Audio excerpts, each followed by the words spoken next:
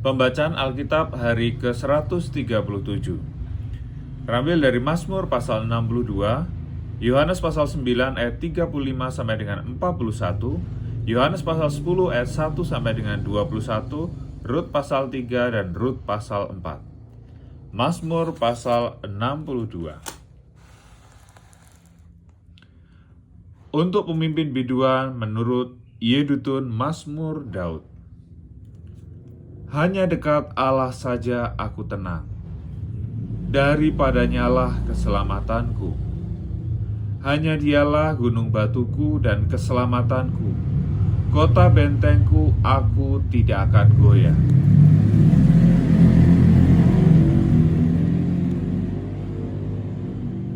Berapa lamakah kamu hendak menyerbu seseorang, hendak meremukkan dia, hai kamu sekalian? Seperti terhadap dinding yang miring, terhadap tembok yang hendak roboh.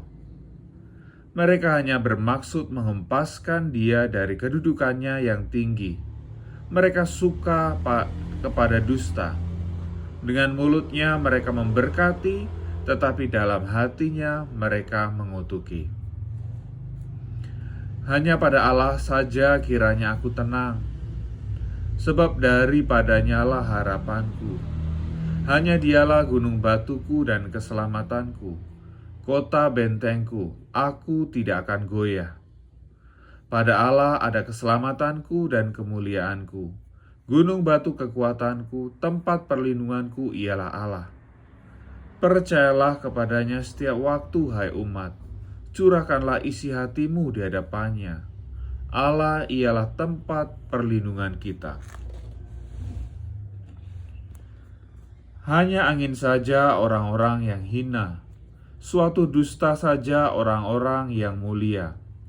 Pada neraca mereka naik ke atas, mereka sekalian lebih ringan daripada angin.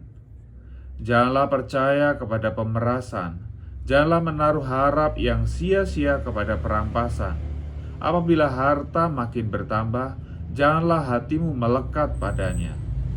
Satu kali Allah berfirman, dua hal yang aku dengar, bahwa kuasa dari Allah asalnya, dan daripadamu juga kasih setia ya Tuhan, sebab Engkau membalas setiap orang menurut perbuatannya. Yohanes pasal 9 ayat 35 sampai dengan 41. Yesus mendengar bahwa ia telah diusir keluar oleh mereka. Kemudian ia bertemu dengan dia dan berkata, "Percayakah engkau kepada Anak Manusia?" Jawabnya, "Siapakah dia Tuhan, supaya aku percaya kepadanya?" Kata Yesus kepadanya, "Engkau bukan saja melihat dia, tetapi dia yang sedang berkata-kata dengan engkau, dialah itu." Katanya, "Aku percaya Tuhan." Lalu ia sujud menyembahnya.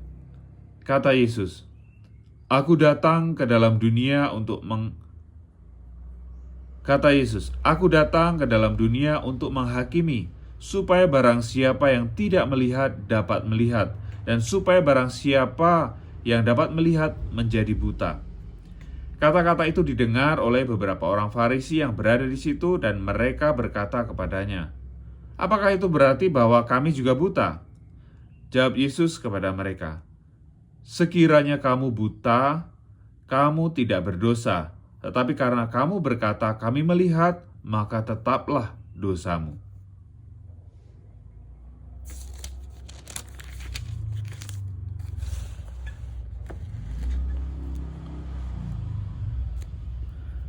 Aku berkata kepadamu, sesungguhnya siapa yang masuk ke dalam kandang domba dengan tidak melalui pintu, tetapi dengan memanjat tembok, ia adalah seorang pencuri dan seorang perampok. Tetapi siapa yang masuk melalui pintu, ia adalah gembala domba. Untuk dia penjaga membuka pintu, dan domba-domba mendengarkan suaranya, dan ia memanggil domba-dombanya masing-masing menurut namanya, dan menuntunnya keluar. Jika semua dombanya telah dibawanya keluar, ia berjalan di depan mereka, dan domba-domba itu mengikuti dia, karena mereka mengenal suaranya. Tetapi seorang asing pasti tidak mereka ikuti. malah mereka lari daripadanya karena suara orang-orang asing tidak mereka kenal. Itulah yang dikatakan Yesus dalam perumpamaan kepada mereka, tetapi mereka tidak mengerti apa maksudnya. Ia berkata demikian kepada mereka. Maka kata Yesus sekali lagi, "Aku berkata kepadamu, sesungguhnya akulah pintu ke domba-domba itu. Semua orang yang datang sebelum aku adalah pencuri dan perampok, dan domba-domba itu tidak mendengarkan mereka. Akulah pintu. Barang siapa masuk melalui aku, ia akan selamat, dan ia akan masuk dan keluar dan menemukan padang rumput. Pencuri datang hanya untuk mencuri dan membunuh dan membinasakan. Aku datang supaya mereka mempunyai hidup dan mempunyainya dalam segala kelimpahan. Akulah gembala yang baik. Gembala yang baik memberikan nyawanya bagi domba-dombanya. Sedangkan seorang upahan yang bukan gembala dan yang bukan pemilik domba-domba itu sendiri, ketika melihat serigala datang, meninggalkan domba-domba itu lalu lari, sehingga serigala itu menerkam dan mencerai-beraikan domba-domba itu.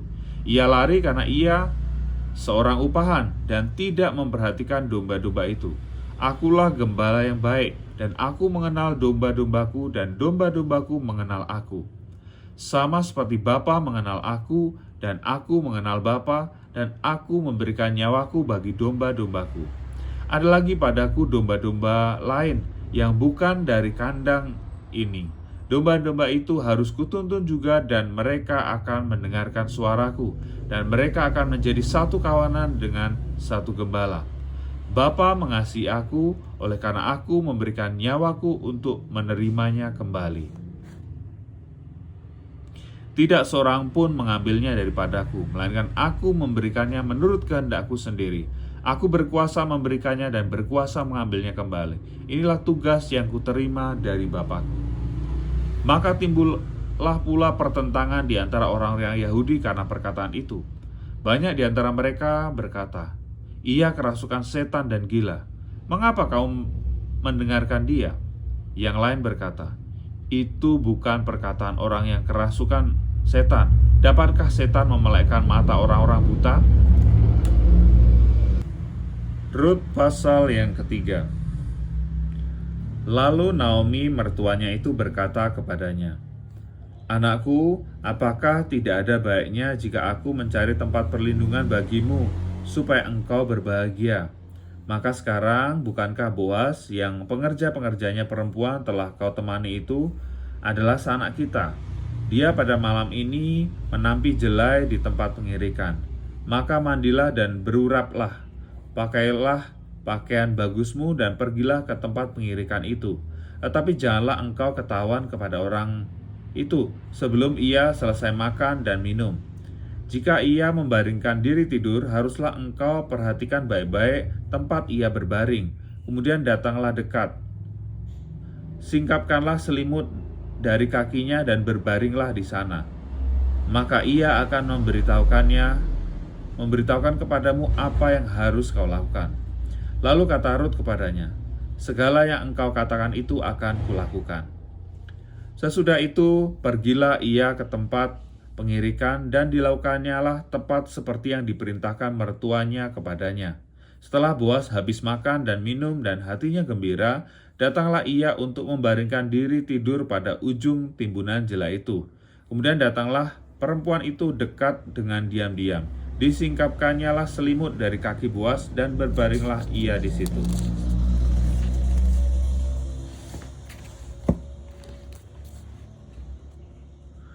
Pada waktu tengah malam, dengan terkejut terjagalah orang itu, lalu meraba-raba ke sekelilingnya, dan ternyata ada seorang perempuan berbaring di sebelah kakinya. Bertanyalah ia, "Siapakah engkau ini?" Jawabnya, "Aku Rut, hambamu. Kembangkanlah kiranya sayapmu melindungi hambamu ini, sebab engkaulah seorang kaum yang wajib menebus kami." Lalu katanya, "Diberkatilah kiranya engkau oleh Tuhan ya anakku. Sekarang engkau menunjukkan kasih-Mu lebih nyata lagi daripada orang yang pertama kali itu, karena engkau tidak mengejar-ngejar orang-orang muda, baik yang miskin maupun yang kaya. Oleh sebab itu, anakku, janganlah takut. Segala yang kau lakukan itu akan kulakukan kepadamu. Sebab setiap orang dalam kota kami tahu bahwa engkau seorang perempuan baik-baik. Maka sekarang memang aku seorang kaum yang wajib menebus. Tetapi walaupun demikian, masih ada lagi seorang penebus yang lebih dekat daripadaku. Tinggallah di sini malam ini dan besok pagi. Jika ia mau menebus engkau, baik, biarlah ia menebus. Tetapi jika ia tidak suka menebus engkau, maka akulah yang akan menebus engkau. Demi Tuhan yang hidup, berbaring sajalah tidur sampai pagi. Jadi berbaringlah ia tidur di sebelah kakinya sampai pagi. Lalu bangunlah ia sebelum orang dapat kenal mengenal. Sebab kata Boas, janganlah diketahui orang bahwa seorang perempuan datang ke tempat pengirikan. Lagi katanya, berikanlah selendang yang engkau pakai itu dan tadahkanlah itu. Lalu ditadahkannya selendang itu, kemudian ditakarnya lah 6 takar jelai ke dalam selendang itu. Kemudian itu pergilah Boas ke kota. Sesudah perempuan itu sampai kepada mertuanya, berkatalah mertuanya itu, bagaimana anakku? Lalu diceritakannya lah semua yang dilakukannya orang itu kepadanya, serta berkata, yang 6 takar jelai ini diberikan kepadaku, sebab katanya engkau tidak boleh pulang kepada mertuamu dengan tangan hampa. Lalu kata mertuanya itu, duduk sajalah menanti anakku sampai engkau mengetahui bagaimana kesudahan perkara itu. Sebab orang itu tidak akan berhenti sebelum diselesaikannya perkara itu pada hari ini juga. Boas telah pergi ke pintu gerbang dan duduk di sana. Kebetulan lewatlah penebus yang disebutkan Boas itu. Lalu berkatalah Boas, hai saudara, datanglah dahulu kemari, duduklah di sini. Maka datanglah ia, lalu duduk. Kemudian dipilihnya lah 10 orang dari para tua-tua kota itu, dan berkata, duduklah kamu di sini. Maka duduklah mereka. Lalu berkatalah ia kepada penebus itu, tanah milik kepunyaan saudara kita Elimelek hendak dijual oleh Naomi, yang telah pulang dari tanah Moab. Jadi pikirku baik juga hal itu kusampaikan kepadamu sebagai berikut. Belilah tanah itu di depan orang-orang yang duduk di sini dan di depan para tua-tua bangsa kita. Jika engkau mau menebusnya, tebuslah. Tetapi jika engkau tidak mau menebusnya, beritahukanlah kepadaku, supaya aku tahu. Sebab tidak ada orang yang dapat menebusnya kecuali engkau, dan sesudah engkau, aku. Lalu berkatalah ia, Aku akan menebusnya. Tetapi kata Boas, pada waktu engkau membeli tanah itu dari tangan Naomi, engkau memperoleh Rut juga, perempuan Moab, istri orang yang telah mati itu, untuk menegakkan nama orang itu di atas milik pusakanya.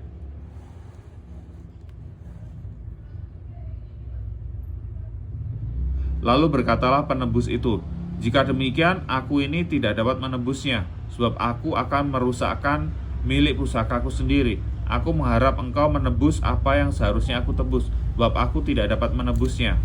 Beginilah kebiasaan dahulu di Israel dalam hal menebus dan menukar.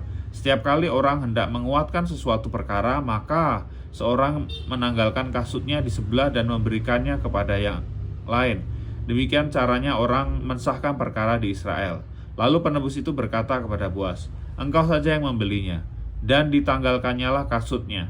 Kemudian berkatalah Boas kepada para tua-tua dan kepada semua orang di situ, kamulah pada hari ini menjadi saksi bahwa segala milik Elimelek dan segala milik Kilon dan Mahlon aku beli dari tangan Naomi, juga Rut perempuan Moab itu.